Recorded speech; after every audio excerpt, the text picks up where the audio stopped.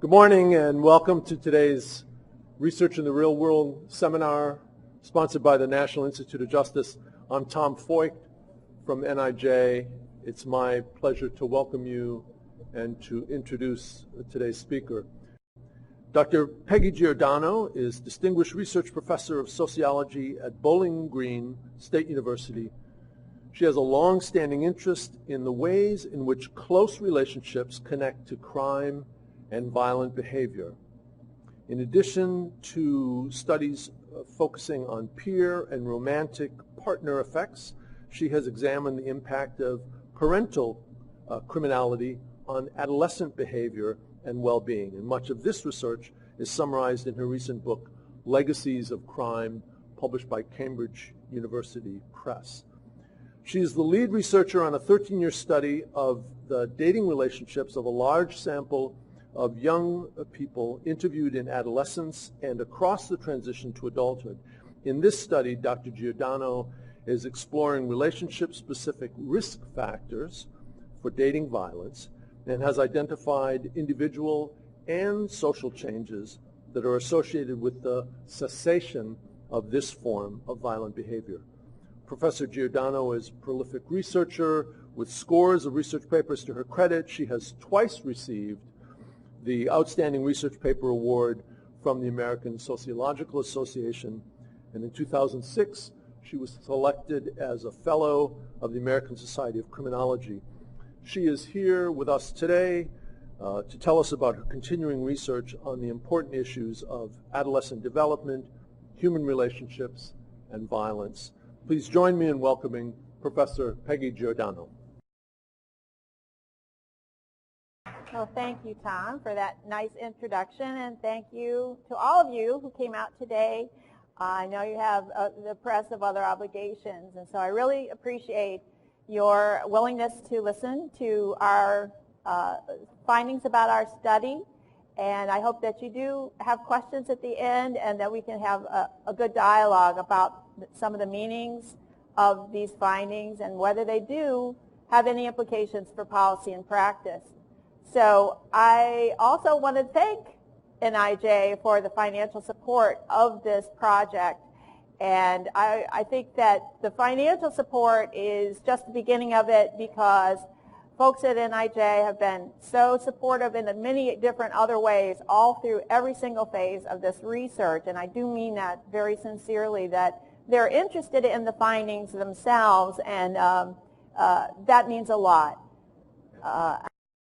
And I neglected to mention my two co-investigators, which are Wendy Manning, a demographer, and Monica Longmore, who's a social psychologist. And we kind of come at these problems from different angles and different research traditions, but I think it's been a fruitful collaboration since about 1999 that we've been working together on this.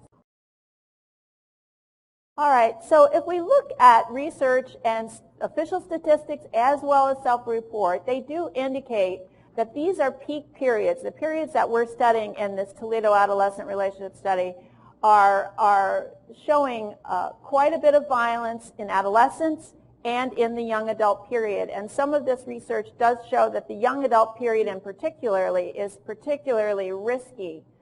Now, this landscape of research that's out there is changing rapidly. There is more research today on teen dating violence, but historically there was more research on older married couples, research that was based on clinical samples or shelter samples. And some of that research was pivotal for developing our initial prevention and intervention materials. So we thought that this was a good opportunity to sort of piggyback on this more general study of adolescent and young adult romantic relationships, because we kept hearing in our interviews about significant levels of conflict and even violence that were occurring across this larger sample. And so at Wave 5, this was the fifth wave of interviews that was supported by NIJ to really focus in on violence patterns.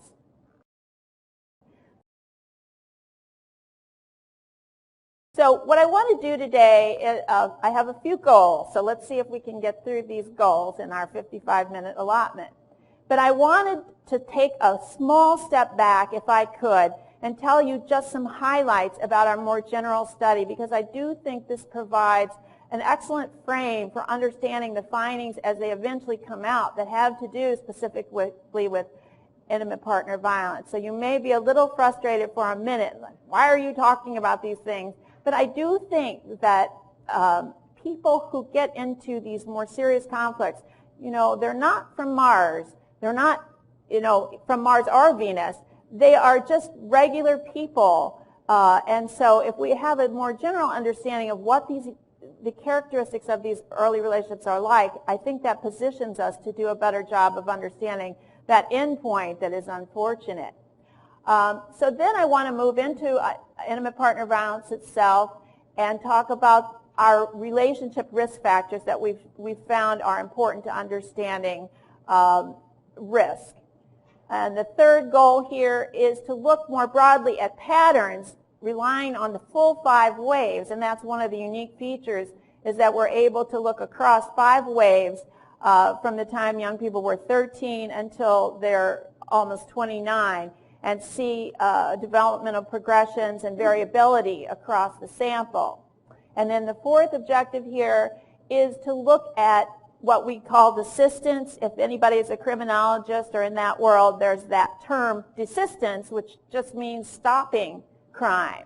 And there, most of the research is on entering crime, but there's a small set of people that do research on the stopping process. And I've been interested in that work for a long time.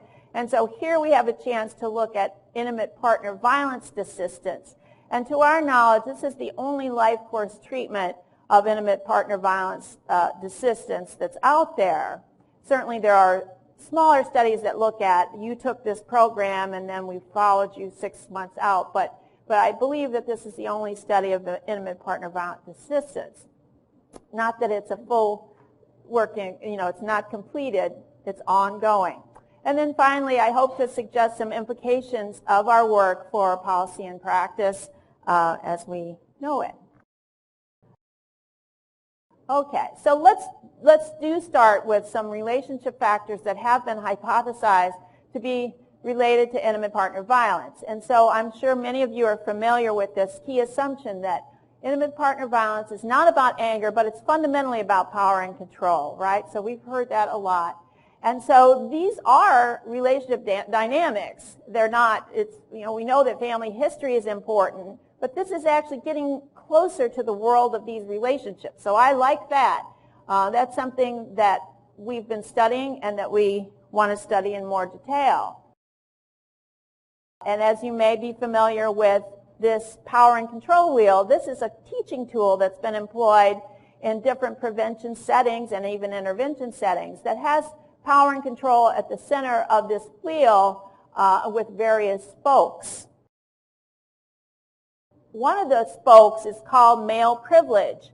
And in the teen power and control wheel, I think that's called using social status. But the actual content of it is similar. And it's defined as treating her like a servant, making all the big decisions, acting like the master of the castle, being the one to define men's and women's roles. And so we can see that IPV has meaning as an extension of the control or dominance motive. If you look at the more general research on adolescent relationships, you see that there are a lot of parallels from that more focused work in the more general research on what are young adult relationships like, what are adolescent relationships like. So there are these assumptions, and one of the assumptions is that the transition from same-gender relationships to romance is more easily accomplished for boys, and that boys are relatively, when you get right down to it, less engaged in these relationships. And then from that, boys fundamentally have more power within the early adolescent relationships. And I kind of like to call this, in my mind, but now I'll call it for you, the steamroller hypothesis, the idea that young men just learn a kind of competitive interaction style and a dominance kind of style within their same-gender peer relationships, and they kind of move forward and just sort of bluster ahead in a way that then creates asymmetries within these relationships. But few studies had actually looked at what are the dynamics that are within these early relationships. What are they actually like? And so most of the early research was basically just focused on sexuality.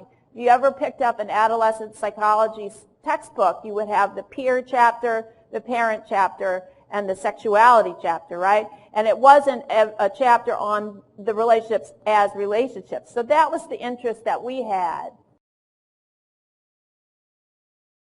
So we began to do this study, which emerged to be a 5-wave study that is a large sample, over 1,200 young people that were adolescents in 2001. And it is a diverse sample that includes oversamples of African American and Hispanic youth. It is a school-based sample in the sense that we got the information, the names, from school rosters, but then there was no school requirement, so it's not really school-based in the fullest sense. I think a unique feature of TARS is that at most waves of the study, we conducted very in-depth, lengthy interviews with a subset of the respondents. So we have the systematically collected data that were collected on laptops, and then we also had in-depth, in-home interviews with a subset of about 100 of these youth at these waves, 1, 3, 4, and 5.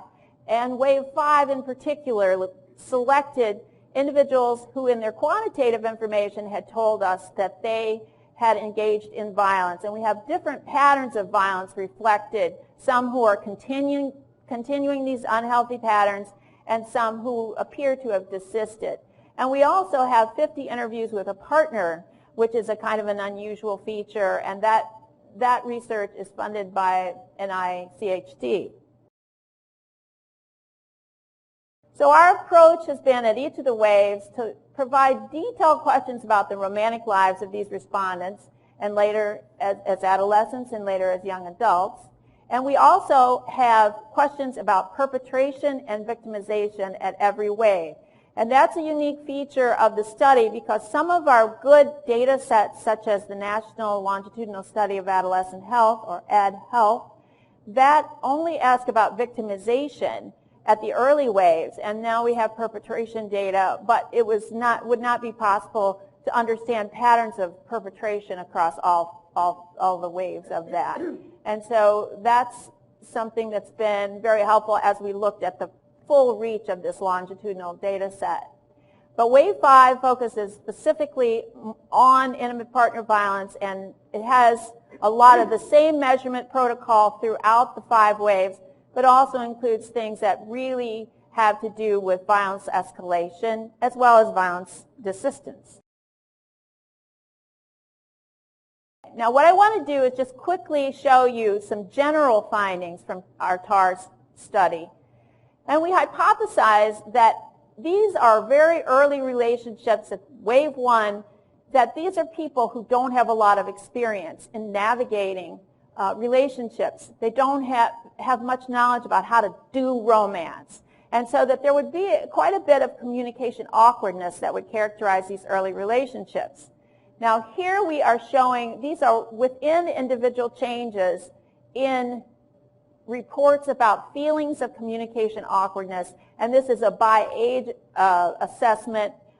We also look at it across the waves, and you see the similar pattern, but in the first wave we have people who were 13, 15, and 17, so it's a kind of a staggered, but this is a by age analysis. And at every age, except for maybe the 13-year-old is not significant, but at every age, boys report higher levels of communication awkwardness than girls.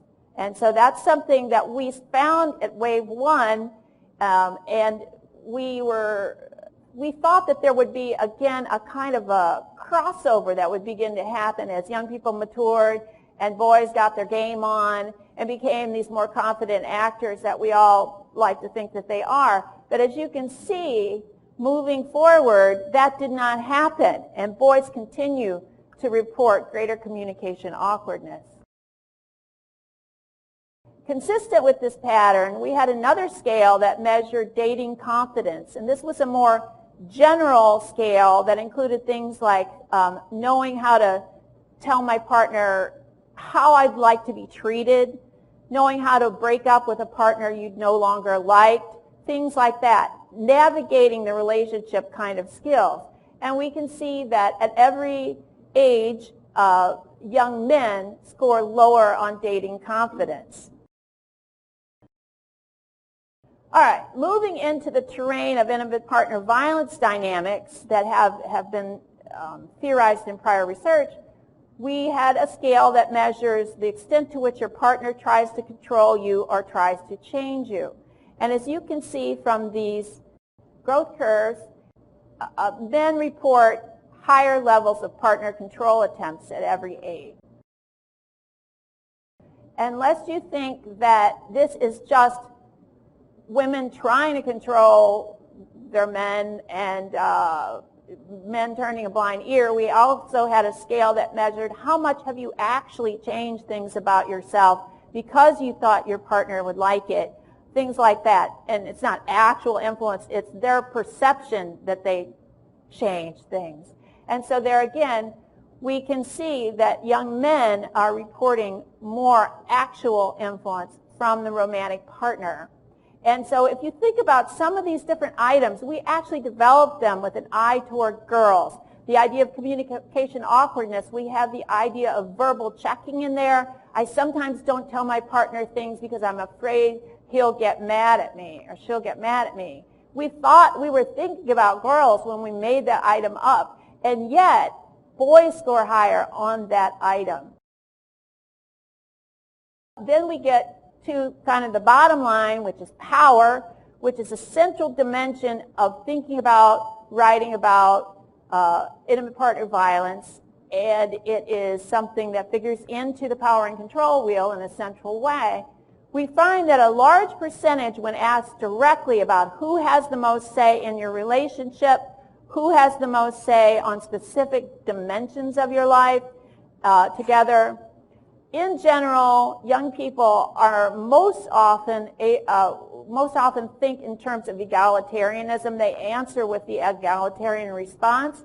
But where there is a divergence, where they think that there is some asymmetry where one person has more power than the other, this is more likely to favor the female partner. And so as just a crude aggregate look at that, girls are more likely to report a more favorable power balance in the relationship. And you can see then how these findings provide somewhat of a challenge or a conundrum for thinking about the power and control wheel in general and what we think we know about the dynamics within these early relationships. So we have a kind of a different view of gender and relationships that may not be just exactly consistent with prior work, in that we said that romantic relationships are something of a new ball game from a developmental standpoint. This is, you're not in Kansas anymore, and you may have brought with you certain understandings about, yes, I'm competitive and I have a dominant interaction style, but this may not be appreciated by your romantic partner, and there is going to be resistance to that. Girls have more experience within their same gender relationships with dyadic interactions, with communication that's intimate, and so it just all adds up in a slightly different way to the idea that girls are highly likely to make influence attempts within these early relationships, and you cannot understand the nature and dynamics of these relationships without understanding that that is occurring on a fairly frequent basis. Another way to understand this, I don't have this on the slide, but my true view is to think about the idea that young men of this age actually do have a lot of things that they could benefit from changing. That's just simply accurate. So when we get to the basic findings about male aggregate behaviors, seriously, we all know these things. Males have higher levels of drug and alcohol use. They have higher levels of antisocial behavior. They have higher rates of infidelity, which we're going to hear a lot more about. in the next few minutes. So it just doesn't make sense that young women are completely silent and have nothing to say about these key areas of their lives. And so we find that, in fact, they do.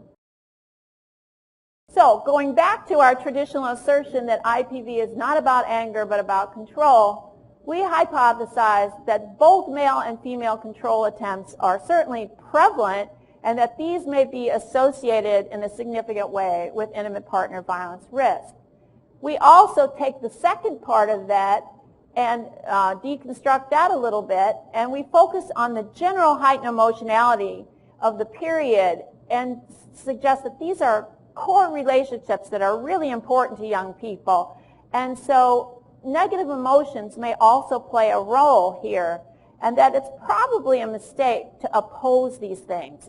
Is it anger or is it control? And that there may be a sense in which it's both anger and control that are involved in how conflicts escalate and in terms of IPV risk.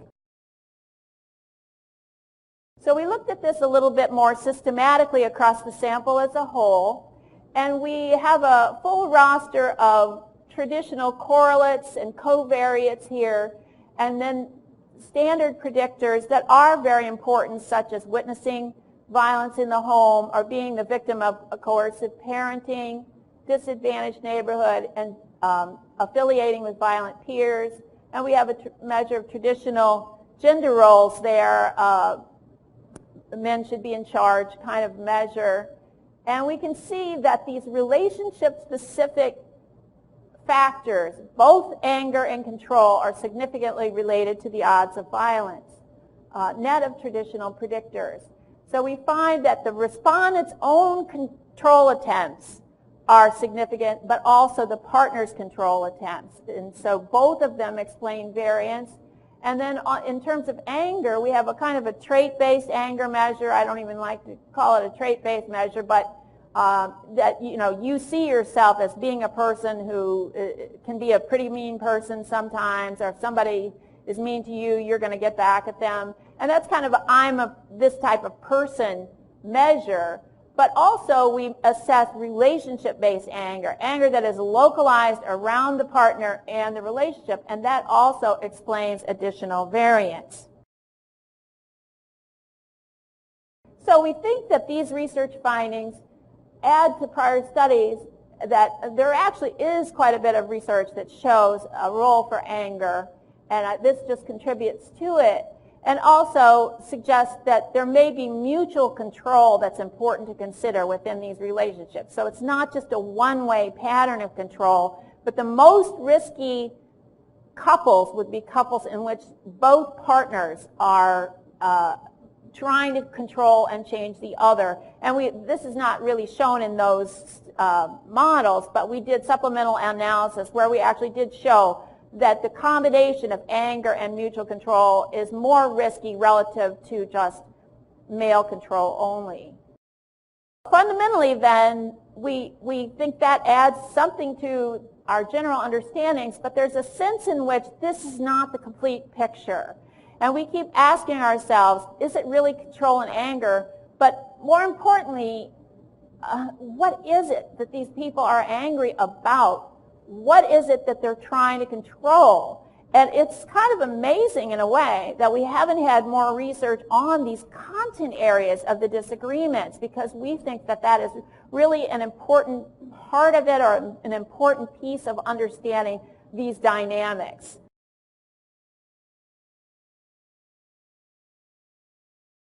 So then we began to look at that, and really the qualitative data are very helpful here. And these, I have to just explain a little bit about these. These are semi-structured interviews, and most of them are 40 to 60 pages in length when they're transcribed, so they're quite extensive, and usually about an hour and a half or sometimes 2-hour interviews in which they're walking through the various relationships in which they've been involved and queried about violence. But it's not just the end point of violence, but it's how violence unfolds within the various relationships. So we found that these are 3 contested areas that come up with some frequency.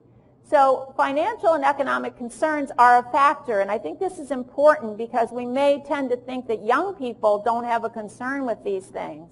But certainly, even in wave one, we found that instrumental issues were important, but as young people mature into adulthood and they begin to cohabit and things begin to be more enmeshed, they do care about the future, they care about their economic viability, their abilities to maintain independence from their parents. All that starts coming to a head, and so it does figure into some of the discord that we see. Another thing that is important at this age is the peer-partner balance. So if you think about it, young people are coming from a tradition in which they're heavily enmeshed in peer worlds, and then they're beginning to take on more important romantic relationships. But the course of that is not always a smooth one. And it's not just when the people talk to us about difficulties in these areas, it isn't just the idea of a particular number of hours that are spent with those peers and not with me, but it's what that says about what the relationship means to my partner. If you want to spend all that time with the peer, what does this say about our relationship and how central it is in your life? And perhaps even more importantly, this is providing you with many more opportunities as long as you're out, as long as you're at the bars and so on. That's providing you with a lot more opportunities for cheating. And so infidelity and infidelity concerns emerge as one of the most important contested domains that were associated with escalating conflicts. And so I think if we have no other goals for our talk today, it would be to remember one word, and that's infidelity, because that cuts across the understandings about onset as well as desistance. So infidelity is the word. But that in itself, these are the sources of many disagreements, but that does not, again, tell the full picture, because people talk about these things through language and communication, and essentially communicate their displeasure, disappointments through language. And so some people talked about how violence escalated when they began to use, or the partner began to use, particularly negative forms of communication to talk about these specific areas. And so we call these things verbal amplifiers, things that take it out of the level of just a regular disagreement and into name-calling or ridicule or hurtful statements that the partner has made. So we looked at this within the context of these qualitative data sources, but also a little more systematically, again, with the quantitative information. And so as you can see, there is a significant relationship between disappointments with the partner's disappointments with you in the financial arena, with the peer-partner balance, and with these infidelity concerns. And as you can see in each of these models, these are with a full roster of controls, but just looking at each of the separate domains and looking at the use of these verbal amplifiers. And then in the full model, I mean, we don't always like to have that full model because it does somewhat artificially pit these things against one another as like which of these dynamics is going to win.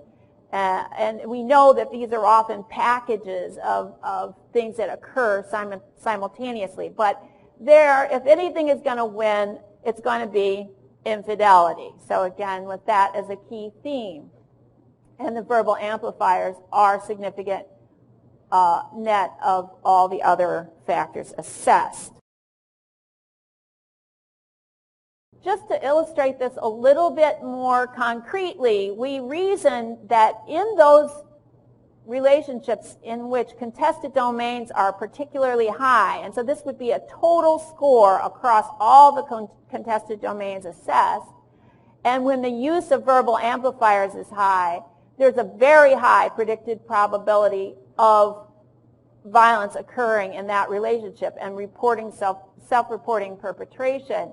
And the contrast category there is the contested domains are low and verbal amplifiers are low. But you can see these other factors are also associated with increased risk. But this is kind of our conceptual category and this is showing how this clusters at the level of the individual. This is a very high odds, and this is net of all the traditional predictors. So I think this shows relationship factors matter because these people that have low contested domains and low verbal amplifiers, that is accounting for their family history. That is accounting for their level of delinquency involvement and so forth. It is accounting for the poverty of their neighborhood. And so I think this is probably, in my view, the most important table that we could draw from.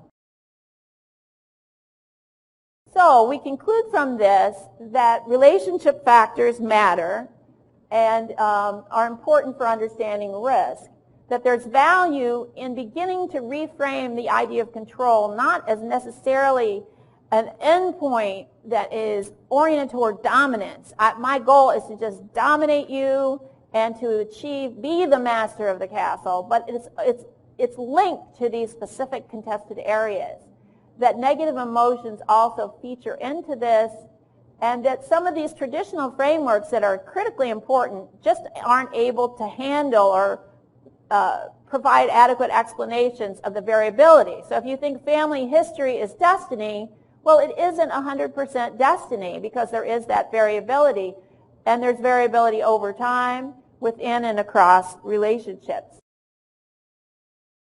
So this is just a crude look here, but if you think, well, we had 5 waves of data, and they had 5 chances to talk about intimate partner violence across those 5 waves, this gives you the percent who reported perpetration across 5 waves, 4 waves, and so on.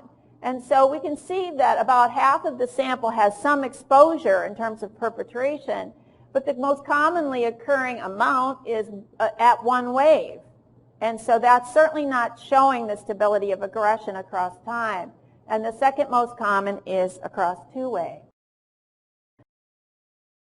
Now, that was a little bit of a crude estimate there, but we also had to take into account that these people vary a lot in how many partners they have. So you could actually have had 2 partners. I mean, you could have 1 partner or 6 and so forth. And so this is assessing partner-specific information. And just to illustrate, we have all these statistics on the shifting and changing, but it's very rare for somebody to be a perpetrator across all of their relationships, as these statistics indicate. And even when you select on something like a risky type of person, say you select on the early delinquents in your sample, only about 4% of those individuals report perpetration across all their relationships. Now, there's an interest also in forms of involvement because I am a criminologist and I'm interested in perpetration, but obviously the key other part of this is victimization. And so we did look at how these combine at the individual level. And so, you know, you could be bidirectional, perpetrator only, victimization only. And analyses of these things indicate significant changes over time. Fluidity in the form as well as whether there is IPV or not within and across relationships. Just to provide you with a little snapshot of this, we looked at changes in status from wave 4 to wave 5. So if you take all the young people who reported any IPV at wave 4, 72% of them changed the form of their involvement or moved into a pattern of desistance entirely. And that's staying within the same partnership. Then it's even more striking moving to a different partner that of those 213 people who eventually changed partners, 81% changed into a pattern where the form was different. And so I think sometimes when we reify these categories, it's very risky because there are a lot of people who have tried to model, this is the way it looks when you're bidirectional, this is the way it looks when you're a victim only. And even though we all know there's a substantive victim only kind of pattern, in these kinds of data, it's just not frozen in that manner the way you might think that it would be. And so that's also illustrated, this variability is also illustrated by the age IPV curve that we're able to assess across all the ages. Here we show that there is a curvilinear pattern, and it is somewhat akin to the age crime curve, which some of you are probably familiar with. And so there's several messages from the curve, but you can see that after the early ages, women actually report significantly higher levels of perpetration, and they don't have the same decline that men have. Men's IPV curves closely parallel their delinquency curves, if I can communicate this to you. They're very close, whereas women's curve is not paralleling their delinquency curve. The delinquency curve goes down precipitously as they get in their 20s, just like you might think it would, but the IPV curve does not follow in like manner. So this brings up some of the complications of gender that are a bit difficult to talk about, but they're important to talk about, and just wanted to spend a couple minutes on that issue. We realize that this is a gendered phenomenon, no question about that. IPV disproportionately affects young women, and they report consistently higher levels of fear and intimidation. There is a disparity in injury, and so there is a gendered nature to this problem. And yet, we have a lot of these research studies that do indicate quite a bit of perpetration that's occurring among young women. And that curve gives you a sense of that. A lot of the controversy has to do with what does this mean, and theorizing about what girls' perpetration actually means. We kind of think we have a sense of what the male perpetration is like. But what is female perpetration like? So I just wanted to give you a little example from the data of a very disturbing male perpetration incident, and so you can read that for yourself. But this was something that went on for hours and hours. It was completely, debilitating. He made her call off work the next morning. He rips her off the couch by her hair and drags her into the kitchen and is screaming. So I think these kinds of incidents go beyond the conflict tactic scale, which is just a check mark on a survey, to tell you about the really intimidating nature of that. But I did want to give you some examples of female perpetration that don't really conform to that early held view that women only hit in self-defense or to protect their children or things of that nature, that these are primarily self-defense. There's many, many examples in our data that do not fit this pattern at all. So you can see I would straight punch him as hard as I could. This guy had been involved in numerous incidents, and he's telling his mom, yeah, she leaves scratch marks, bruises, cuts, you name it, all over my back, all over the front of me. She whacked me so hard, no guy's ever punched me that hard. She hit him. She took off her stiletto heel and hit him in the back of the head with her stiletto. This is kind of a pattern in this set, which I think is interesting, where you can see that obviously it isn't a fair fight, but these are cases in which this young man was driving, so that creates a little bit of a equalizer. This one is getting out of the shower, and this one is actually sleeping. And he wakes up, and she has a gun to his head. And he said, I just begged her. We also have young women who have held knives to their boyfriends' necks while they were sleeping and then wake them up. So it's not nothing, I guess is the point. These are serious things from the point of view of men as perpetrators and as victims, and they're serious. The women actually, in our qualitative data, don't deny the seriousness of these things. They don't hide from them. They don't use the language of self-defense in many instances. So that's something I think that in terms of their own meanings, that's how they understand it.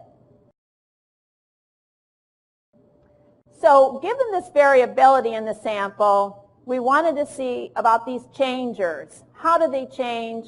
What's the process of change? One of the things about criminal desistance, or how do you change from smoking, or how do you stop drinking, there's an individualistic flavor to that. And so one of the features of this is that this is fundamentally a dyadic behavior.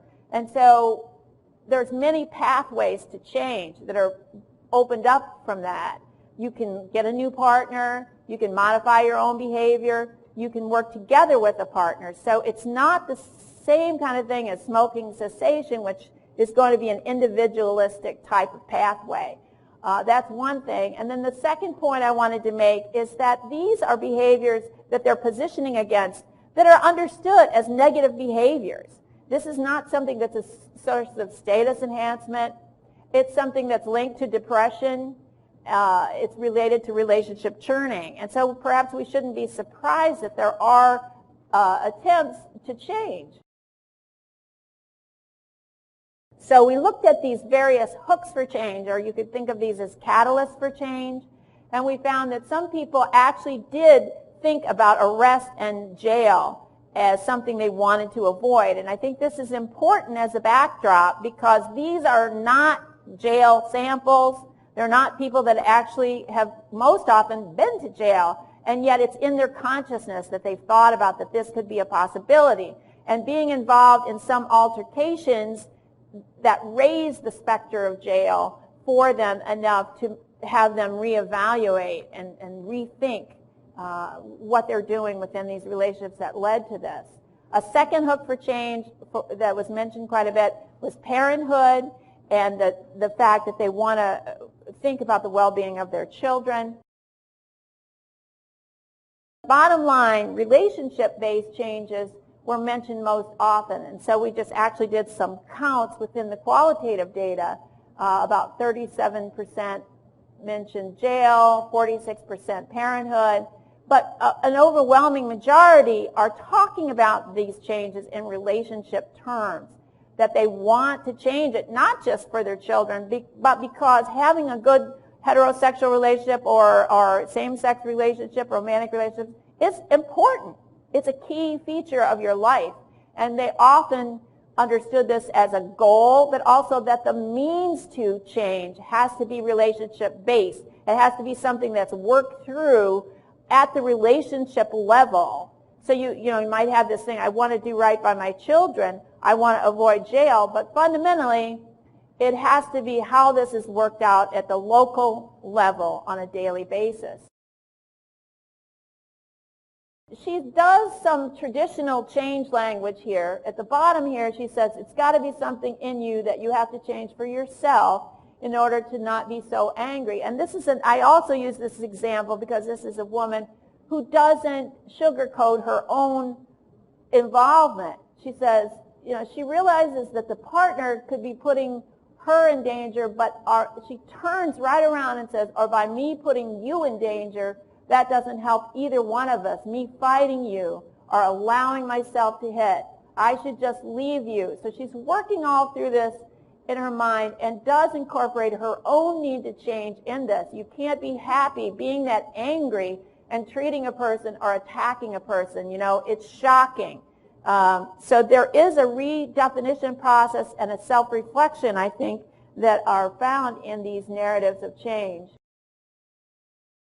Now this guy, Chad, he actually was sent to jail, so he had jail in his background. He had mandated anger management in his background, and he had a girlfriend that had a restraining order put out on him and who lived with her parents for 8 months. And so you could say that sort of the hammer might be involved in his change efforts, but he wanted to narrate this in relationship terms. So he wasn't just saying, yeah, I got to avoid it, because next time it's a felony or something like that.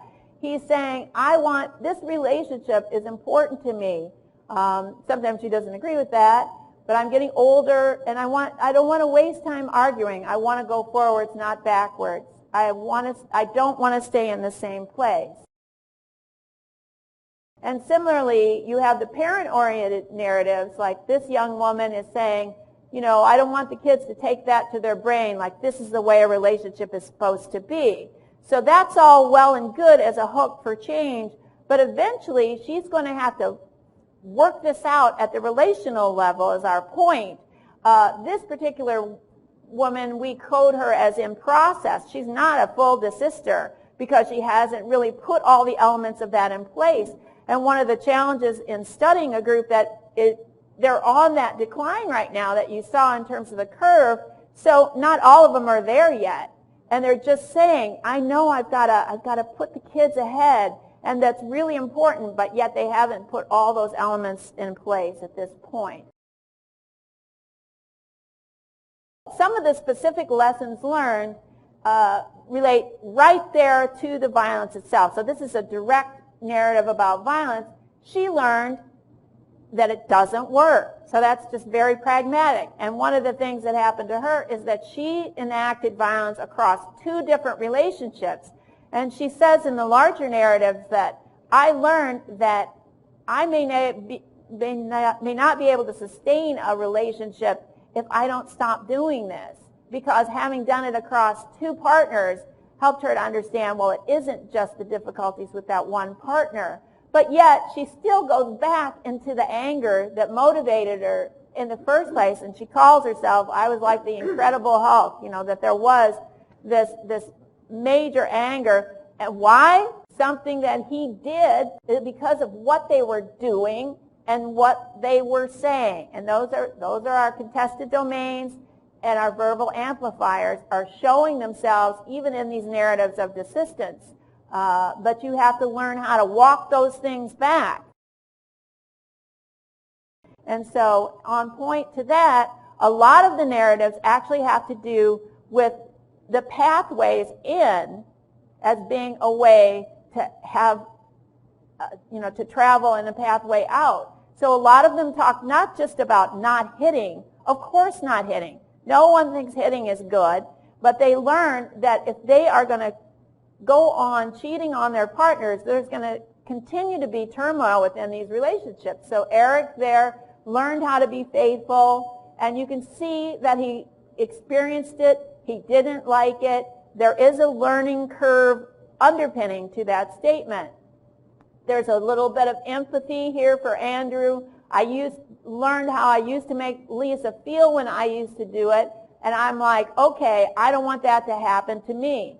Now, another variation on that is when young people say, I'm not going to tolerate cheating or infidelity in the relationship, which is a different variation, but it relates to that risk factor. So this young lady, Jennifer, no, I'm not doing that. I don't care who you are, I'm not doing that. So it's not just a cognitive transformation about, oh, I learned that hitting was wrong, but I learned that these features are going to fundamentally result in unstable, conflictual, heightened emotionality type relationships that may lead to violence. Similarly, there is a lot in these data about learning to communicate in a better way. And they talk about this in the past tense, which is a positive thing. All of these are complete desisters according to our coding scheme. I used to leave these really nasty messages. I used to scream. Edward is actually positing a dyadic pathway here. We talk about it a lot now. That's kind of a quick overview of onset and decline. What are some implications? I think the references to arrest and jail are important because they suggest some societal changes and the impact of women's movement attempts to shift the normative climate in these areas so that the men are not saying, hey, nobody's going to do anything anyway. I think, in effect, in this kind of sample, to have them make such references to jail is stunning. And it indicates, maybe that a lot of people actually think that the justice system is even more certain and swift than it actually is. Because the scholarly literature is all about how it's difficult to prosecute these cases, and it's mired in the problems. But yet here they are. I don't want to go to jail. Cops are going to get called. So I think that's all to the good. And yet I do feel that there's a role for relationship-centered approaches to this problem, and a recognition that dyadic processes are involved, even while we try to tread that line and avoid any kind of victim blaming or equating that men's and women's experiences are the same. I think in terms of the power and control wheel, which is this key teaching tool, I would work more with control and try to bring this down to a level that's very understandable to young people, and they will, I believe, understand our findings because they came from young people, and a large set of them, and that there is not just the endpoint of domination as a goal, but just the idea that I want my partner to change in these specific ways, and that connects to these strident attempts to control the partner that we see in the narratives. Also, I think there's a real possibility to heighten negative meanings of the use of these unhealthy control tactics and to position these further as a reflection of relationship vulnerabilities. So I think that terms like male privilege and power that have been used, and for good reason, but they're kind of positive. Oh, that's my privilege, or I have power, which isn't at all indicative of the fluidity of power within relationships, the constantly changing nature of that. And so I think the more we posit that these acts that you're engaging in are actually showing your own vulnerability, that would be something that people would want to get away from. And we do this to a certain extent when we say hitting is not manly and things that are kind of overarching or global things. But I think more at the local level about why you're acting in these ways to try to control a partner. It's showing you are very vulnerable. So in that regard, I think it's important to move beyond traditional frames. And we have the key frame that the jealous, controlling boyfriend is trying to dominate and control and isolate the young woman. That is a key frame. There's nothing wrong with that. That is out there. That is important. But it's almost like that old thing where you overlay another layer onto this. There's multiple frames that coexist. They coexist within our data, and they coexist out there in society, that many of the sources of discord have to do with warranted concerns regarding male infidelity. If you look at infidelity within our sample, 88% of the times when there's infidelity in a relationship, male infidelity is involved. And now in 55% of the time, female infidelity is involved. So you have very unlikely that there's female-only infidelity is kind of the message there. Both can be real. So I think the way we've positioned this is as though jealousy is some sort of a monolithic trait. Where does it come from? It's just some crazy jealousy of the boyfriend. And sometimes people really are wanting to move on. Sometimes they really are angry that the person that's very important to them has been unfaithful, and they find the text message, and it is real. In line with that, then, I think there's a need to move toward a more nuanced view of anger and IPV, because emotions come into play and not just strategic elements. This is my strategic interest in controlling you. And so, yes, let's allow that there are these emotions, but that people need to understand that it's not the opposite of reason or rational thinking. That I think newer perspectives on emotions show that emotion and cognition are fellow travelers. There are things that are underpinning, these are not people that just flew off the handle. Oh, I didn't know why I was doing it. I have no clue why this happened. They understand it. It's linked to these concrete concerns, and so it is malleable. People do change in their abilities to work with their emotions, but at a certain level, just learning anger management it's a good thing in some cases, but it doesn't speak to these content areas. If every single thing in your life is unbalanced and everything in your relationship has not been settled, just learning a particular anger, how to de-stress yourself or something like that may not go all the way. And I think that some of the people within our sample that are the most recalcitrant persisters, in other words, they don't even try to come up with a change narrative, they actually do believe that anger is something that just literally builds up like a steam engine and that it has to be released and things like that. Like this gal just said, my hands just moved by themselves, and that is something that could be addressed, that emotions really don't exist on their own outside of these individual felt realities and interactions and so forth. Again, I would consider that a lot of these prevention materials list different kinds of things that could be considered abuse. And so they deal with relationships, but it's like how many more forms of abuse are there? So there's now cell phone monitoring, and there's all the different technology monitorings, and those are all forms of abuse. And it's important to understand that these are controlling and so on. But I would back it up and again deal with some of these concrete issues like infidelity.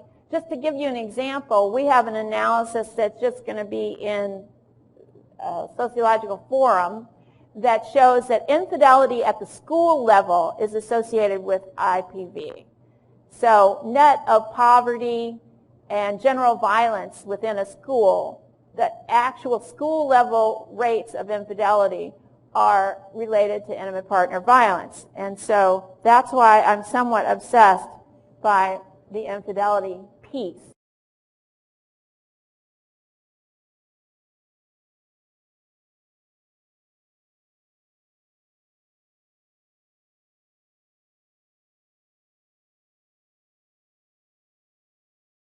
I think that the research on discontinuities in these relationships, even within a given relationship and across them, does provide some reason for optimism about possibilities for change, and that early prevention and intervention, everybody says this, but it actually would be important to get a start early as they're navigating these relationships and try to interrupt these processes before they become chronic or firmly entrenched. And one of the things that is a kind of a general lesson from the TAR study is that young men and women really do like talking about relationships. It's not hard. Once we got the study going, we've tried to talk about different things like educational aspirations or, whatever, and that gives you like almost no time. And I don't really know. I guess I want to be an NBA player, whatever, and that's it. That's it.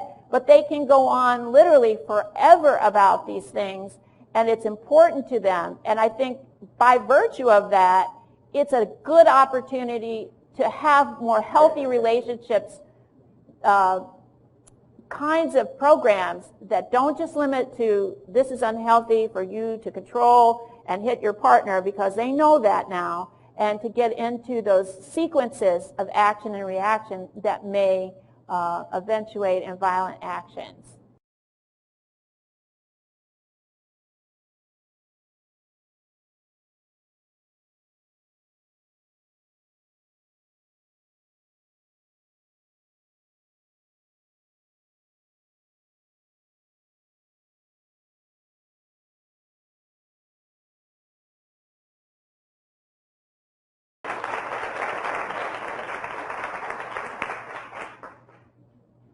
So we've got time for your questions Yeah. for Peggy.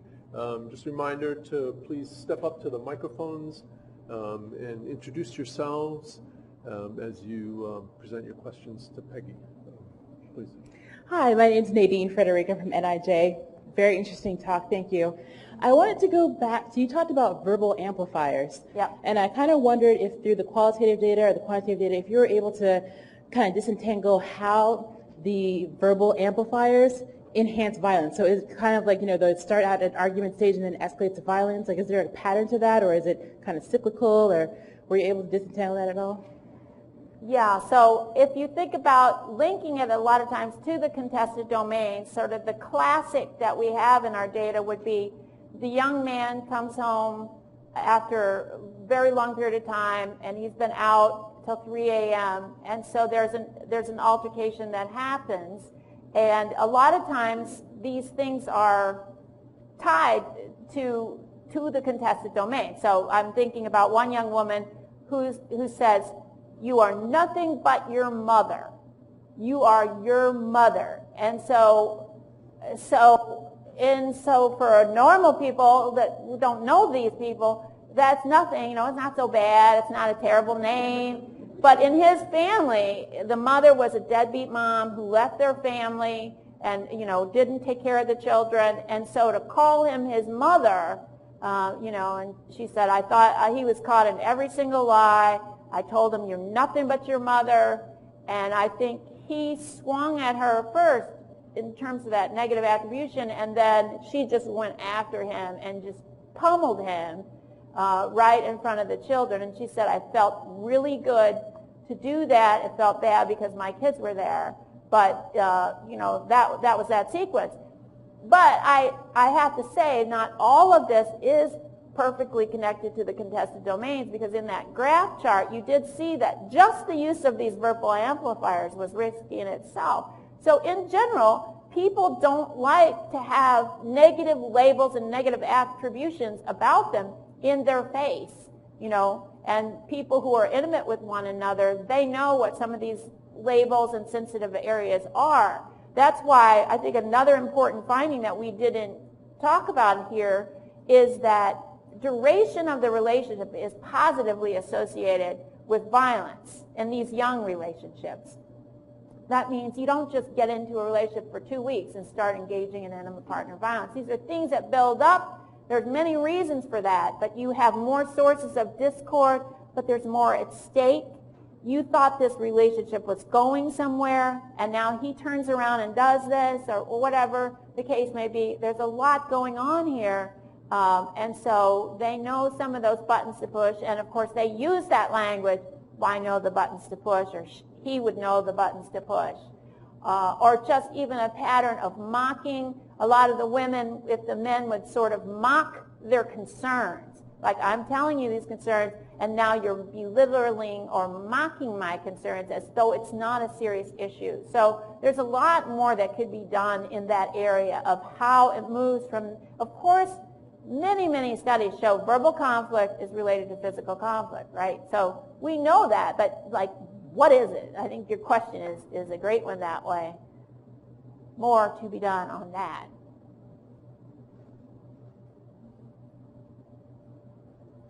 Oh, hi. Susan Howley, National Center for Victims of Crime.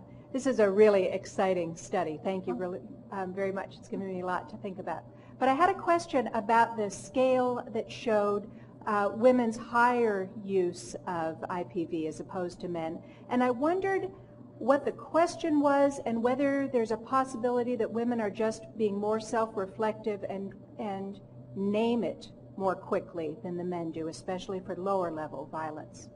Right. So that's always a concern. And this is the conflict tactic scale, which is sort of a standard measurement about have you ever hit, kicked, slapped, or hit hit. Anybody know this? It's hit, slap, punch.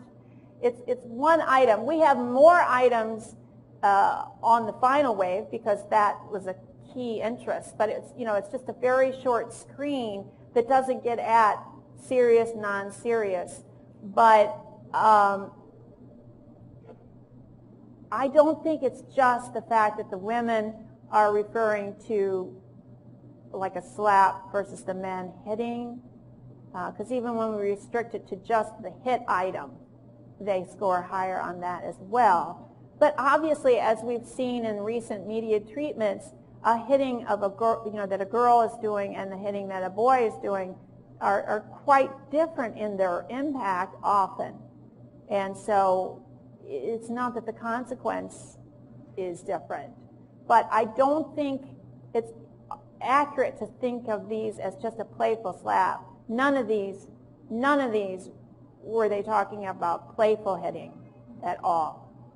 That's a myth, that's play fighting. Hi, I'm Colleen Gallopin from DC Forensic Nurse Examiners and Break the Cycle very recently. I'm curious if in either the qualitative, primarily the qualitative part of your study, if anything related to sexual violence came up. I know it's not necessarily covered by the quantitative measures as much, but did it come up? And yeah, sexual violence is very important, and we do have a component on sexual violence, and we're working on that right now. So one of the problems is I tend to think that sexual violence occurs on the margins of relationships, sometimes with acquaintances, and it also occurs in core primary relationships too. But we have now the more systematic data on the partner violence, the sexual, and the actual rates of literally physical violence that's of a sexual nature is quite low. It's low in there when you're focusing on your core primary partner. But there are other kinds of sexual manipulation that occur, and we have relatively high rates of people sort of manipulating their partner to have sex and that sort of thing. But let me just tell you about one finding that I think is really interesting in that regard. And again, this is something that's on websites a lot, and it has to do with condom coercion, and there's a big interest in this now where men would not allow their partners to use a condom. So that's like in the sexual arena, it's a coercive, and so it counts as that. And so we found, surprisingly, not expecting, men report higher levels of condom coercion. That is, they report to a higher degree that their partner tried to convince them not to use a condom or dissuaded them from using a condom. And so I think that's another example of our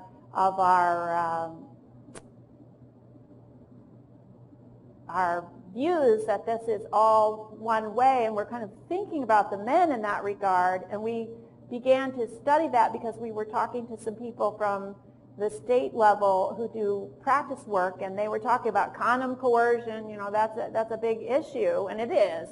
And of course, there are those men that would be in that subset as well, but it's just that the rate was high for women. And there are many reasons why you can imagine why that would be true.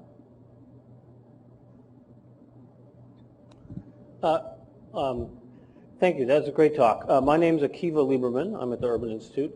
I wanted to ask you about something that got mentioned tangentially, but you haven't discussed explicitly, and that jumped off the page to me from your first model that you presented.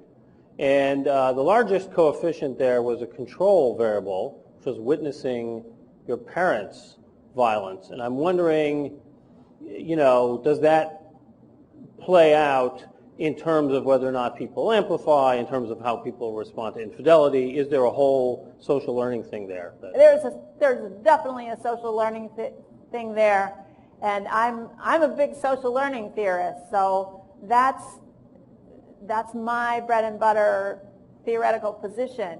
So I think one of the reasons why that coefficient was as big as it was, however, is that that's a retrospective item from wave 5, so it's not, it's not a prospective look at it, but still, it's significant. And we have a paper right now where we're looking at patterns of continuity and discontinuity. So of all the people who did report parental coercion and early family history, then there are, about 50% who don't go down that pathway of being violent themselves, and about 50% who do. What are the factors that predict who goes this way and who goes that way? And of course, the relationships that you subsequently have they're also a source of social learning. So you can get with people who are like, we just don't do this in our family. She never did this. Nobody in her family is a fighter like we all used to be, and so on. And so that's like a natural way to learn a different pattern. But absolutely, it is important not to ever forget that early modeling, because you have to, I sometimes come back to this and think, yes, there are all those contested domains, but we all have contested domains, right? We all have the financial concerns and stuff, and we may not hit our partners, and so you have to come back to the fact that they have these expectancies in their background. They have this as part of their behavioral repertoire going in, and so under the condition of those stressful circumstances, this is where it comes out. We also have some data from a student completing a dissertation that showed that family history is associated with normative beliefs that support the use of aggression under some circumstances, and they're very specific. It's not like, oh, aggression is a great tool. It's basically for hitting back, or when somebody does cheat on you, or they humiliate you or something. And so that's related to that family background, and then you're carrying it forward with you. So absolutely good question. Thank you.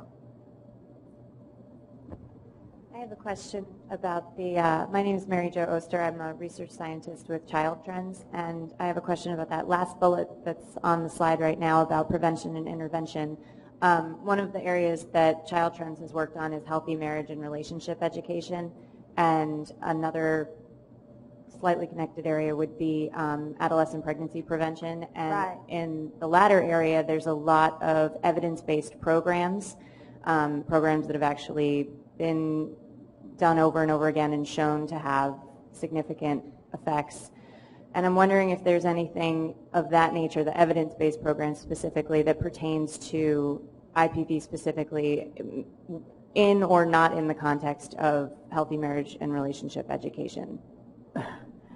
Okay. Well, I think that I would like to see more of this IPV piece being incorporated into the more general healthy marriage programs. I mean, that's kind of, I think, where Child Trends has got a lot going on right now, or thinking in those terms, and I think that's certainly appropriate. And then it doesn't, it makes the kind of slides that I showed at the beginning, like how to, there's a lot of people that try to control each other and so on, and it doesn't just immediately hone down on only violence, because violence in a lot of these early relationships is not a common thing, everyday routine, and it's just an extension of these other possibly destructive patterns. And so I really think there's a lot of exciting possibilities around working that into those more general ones that were never developed with the IPV in mind, but now are kind of coming back and saying, hey, there's a certain percentage of our population that has this, and how do we screen for that, and so on. So, but I would just, make sure that some of these themes, the dyadic themes and grappling with women's concerns. I mean, one of the things that I think is that in our efforts to help women, which is the bottom line goal, we've actually kept women's views kind of silent.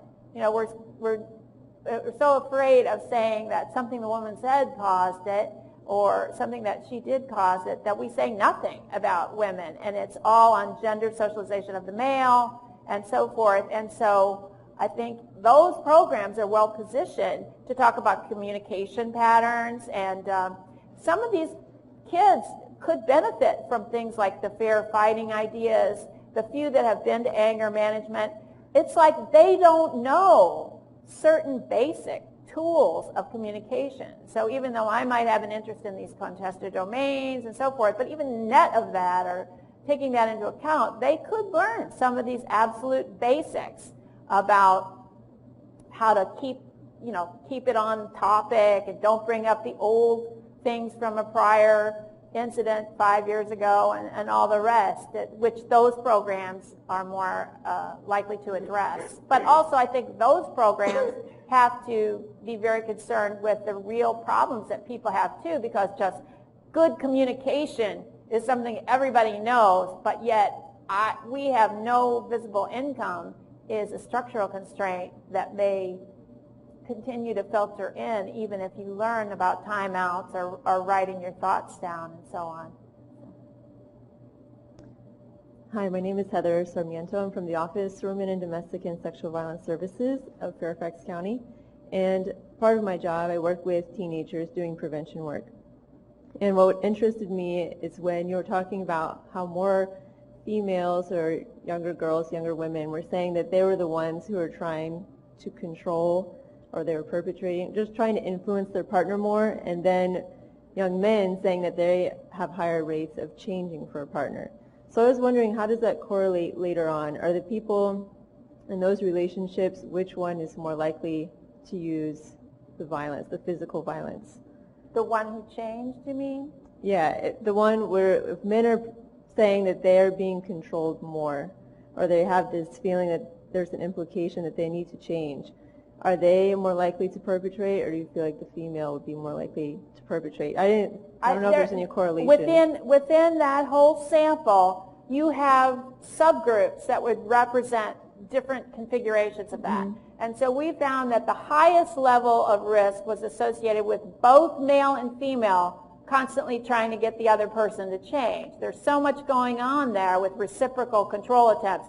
You look at my cell phone, I look at your cell phone. And that's that sort of thing, and it's almost like it escalates then from that. And so that's one pattern. But we have to say, you know, based on the findings, that's not the only one. And so you do have kind of a more traditional where the man is just controlling, and you have the kind where only the female is scoring higher on control, or that subset of people. So I wouldn't say it's just one, but that we can't ignore women's attempts to control the partner. So I like to say that one of the conclusions would be that men don't want to so much control the partner, although a subset do, but that they resent those control attempts to some degree. I mean, there are some that are absolutely grateful for the girlfriend, so you have to take them out. Oh, if it wasn't for her, I would still be using drugs, or I would be doing this, and she's helped me to see that I'm a kind of guy that can really get ahead. And oh, those are great narratives about a romantic partner effect that's positive.